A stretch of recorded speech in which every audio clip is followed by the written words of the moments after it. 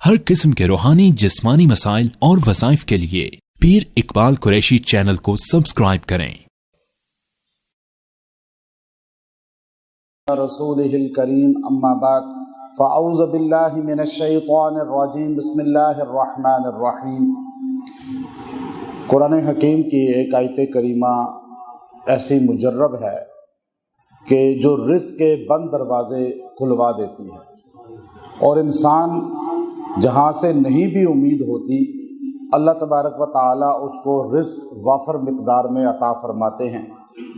یہ آیت کریمہ اتنی مقرب ہے کہ امام غزالی رحمۃ اللہ علیہ نے خواص قرآنی کے اندر لکھا کہ اگر آپ سے رزق منہ موڑ لے اور آپ سے ہر وقت جو ہے مفلسی اور تنگدستی مسلط رہے تو آپ اس آیت کریمہ کو اپنا وظیفہ بنا لیں، تو آپ کو خالی رزق ایک طرف سے نہیں ہر سمت سے ملے گا، اور رزق کے برسات اللہ آپ پہ کرے گا۔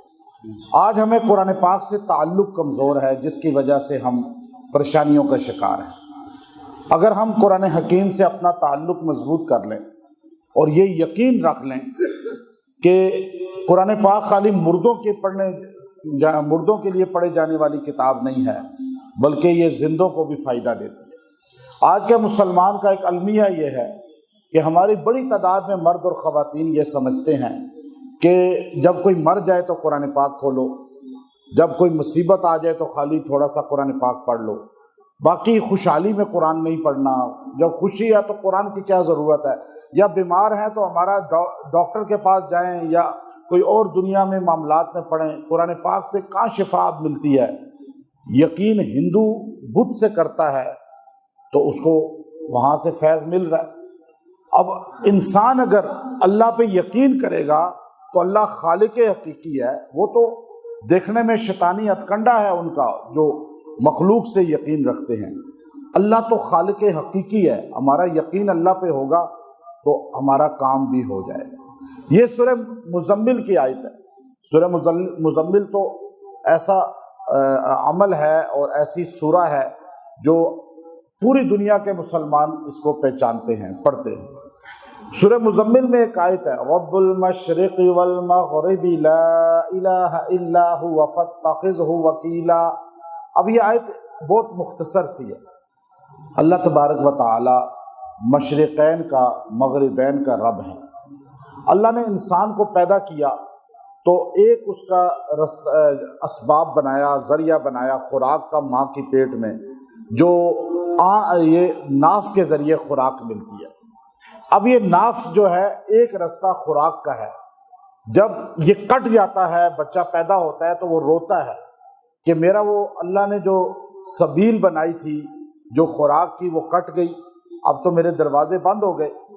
تو اللہ تعالیٰ اس کے لیے ماں کے سینے سے دو رستے جاری کر دیتا ہے، ایک کٹتا ہے تو دو رستے جاری کر دیتا ہے۔ اب جب ماں کے 2.5 مہینے وہ دودھ پیتا ہے، اس کے بعد ماں اس کو کہتی ہے دودھ چھوڑا دو، تو اب اسے روٹی کھلانی شروع کرو، تو پھر روتا ہے، ضد کرتا ہے۔ اسی طرح گویا کہ بتا رہا ہے کہ اب یہ دو سبیل اگر کٹ گئی، ختم ہو گئی تو میں بھوکا مر جاؤں گا۔ تو اللہ تبارک و تعالیٰ اسے بتاتے ہیں کہ نہیں، اب پہلے ایک وہ رستہ کٹا تو تم روئے، اللہ نے دو رستے جاری کر دیے، اب دو رستے بند ہوئے، تم رو رہے ہو، اللہ تمہارے لیے 4 رستے جاری کر دے گا کہ مشرق مغرب شمال جنوب ہر طرف تم جاؤ گے، جہاں جاؤ گے تمہیں رزق ملے گا۔ اب اللہ نے اس لیے کہا رب المشرقین و رب المغربین، یہ اللہ مشرقین کا رب ہے، مغربین کا رب ہے۔ رب پالنے والے کو کہتے ہیں۔ اب ہم سب کا پالنے والا کون ہے؟ اللہ ہے نا۔ اب یہ ہمیں یقین بنانا ہے کہ ہمیں روٹی کوئی کما کے نہیں دے سکتا، نہ ہم کما کے کھا سکتے ہیں، ہر چیز ہمیں دینے والی ذات صرف اللہ کی ہے۔ بس اب یہ آیت کریمہ سورہ مزمل خالی آپ مشکل میں پڑھ رہے ہیں تو آپ اس پہ غور بھی کریں کہ اس میں ہے کیا۔ اس کی ایک ایک آیت پہ اگر آپ غور کریں تو بندے کو پتہ چلتا ہے کہ یہ کتنا بڑا خزانہ ہے۔ تو اسی لیے اس کا چلہ لوگ کرتے ہیں، اور لوگ کہتے ہیں یہ سب سے مضبوط اس کا چلہ ہے، لیکن اس کی ایک ایک آیت کو پہلے آپ سمجھیں۔ اب یا اللہ نے کہا رب المشرق والمغرب جب آپ سورہ مزمل پڑھیں تو اس آیت کو سمجھیں کہ مشرق کا رب، مغرب کا رب، ہر طرف کا رب اللہ ہے، اور لا الہ الا ہو۔ پھر اللہ نے رب المشرق والمغرب کہہ کے ہمارا عقیدہ، ہماری سوچ سیٹ کی کہ تم مشرق جاؤ یا مغرب جاؤ، وہاں تمہیں دے گا کون؟ اللہ۔ اس لیے اللہ نے رب المشرق والمغرب کہنے کے بعد کا لا الہ الا ہو، وہ ہے، کوئی حاجت روا نہیں، کوئی مشکلات دور کرنے والا نہیں، کوئی بگڑی بنانے والا نہیں۔ اب آپ آئے ہیں، آپ کی مشکلات کون دور کرے گا؟ یہ یقین رکھ کر اب ہمیں یہ اللہ نے رب المشرق کہہ کر، اچھا یہ وظیفہ رزق کے لیے کیوں ہے؟ تو امام راضی جو سب سے بہترین مفسر ہے، وہ ان وظائف کی شکل میں جو اپنے تفسیر کو بیان کرتے ہیں، اور ان کا خاص انداز ہے اپنا، وہ کہتے ہیں یار رب کا لفظ بتاتا ہے کہ انسان کی ضرورت جو پوری کرے اسے رب کہتے ہیں، اور مشرق مغرب سے ضرورت پوری کون پوری کرتا ہے؟ اللہ کرتا ہے۔ تو اس لیے اللہ نے کہا رب المشرق والمغرب، پھر اس کے بعد کہا لا الہ الا ہوا، بس نہیں ہے کوئی الہ حاجت روا، مشکل کشا، دینے والا، بنانے والا، پریشانی دور کرنے والا، الا مگر ہو، وہ ذات ہے۔ پھر آگے اللہ نے آخری جملہ کیا کہا؟ فاتخذہ وکیلا، تو پھر مضبوطی سے اس کو کارساز کیوں نہیں بناتے؟ پھر تم اس کا دامن ہی پکا کیوں نہیں پکڑتے؟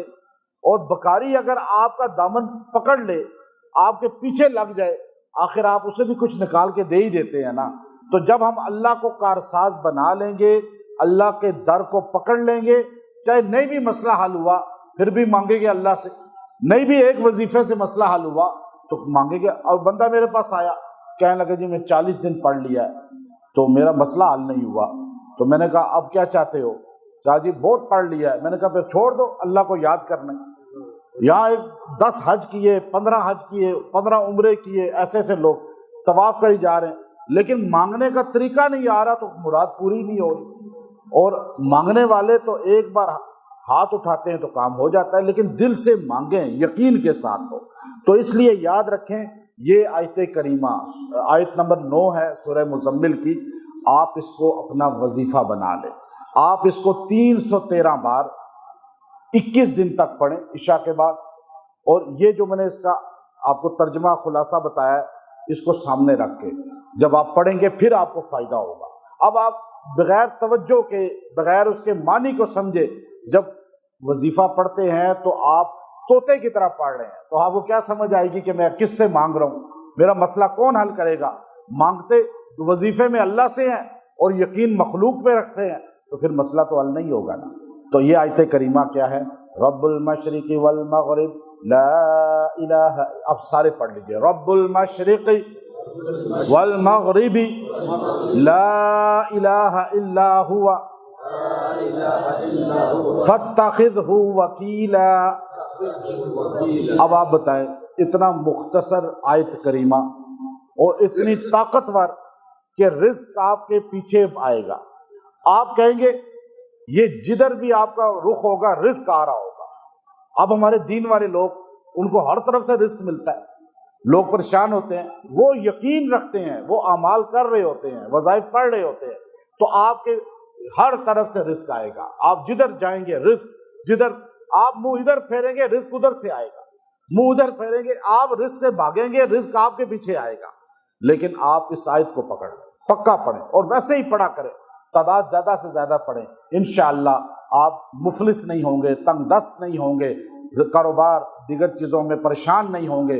اور یہ آیت کریمہ لکھ کر اپنے گھر میں اور کاروباری جگہ پہ لٹکا دیں اور انشاءاللہ اس طرف رزق آتا رہے گا۔ ایک ریسٹورنٹ بنایا ہمارے دوست نے، بہت اچھا ریسٹورنٹ، بڑا، کہنے لگا جی کوئی آتا ہی نہیں ہے۔ میں نے کہا یہ آیت لکھ کے لگا دو، الحمدللہ انہوں نے لگائی، رزق کے انبار لگے۔ ابھی مدینہ شریف میں بڑا ریسٹورنٹ بنایا انہوں نے، بہت بڑا ریسٹورنٹ ہے مدینہ شریف کا سب سے بڑا۔